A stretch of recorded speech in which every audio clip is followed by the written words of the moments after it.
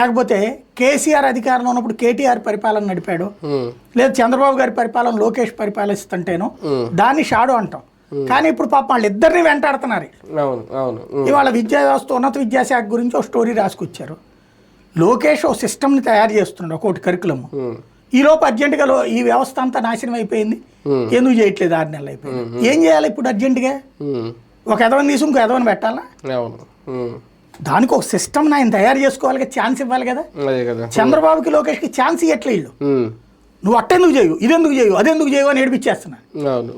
దాంతో వాళ్ళు కూడా ఏమైపోతుంది, వేరే వాడు ఎవడో తిడతా కేసులు ఎట్లా లోపలేయచ్చు, ఏళ్ళోళ్ళే తిడతంటే ఏమనాలా? అదే కదా.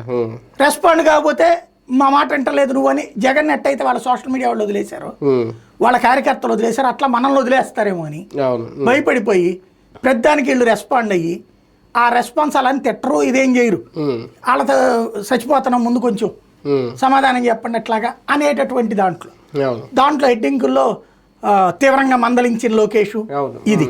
కానీ ఇదేమవుతుంది, ఒక వర్గాన్ని మీరు శత్రువులుగా చేస్తున్నారు. నువ్వు ఫర్ ఎగ్జాంపుల్ మీరు మొన్న చూసాం తోట త్రిమూర్తులు స్పీచ్ ఇచ్చింది ఎక్కడ, కాపు సామాజిక వర్గానికి సంబంధించిన వనభోజనాలు.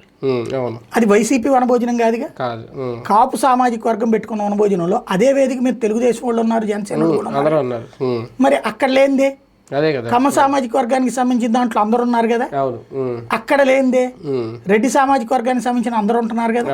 ఇక్కడ ఇది గౌడు సామాజిక వర్గానికి సంబంధించిన మీటింగ్.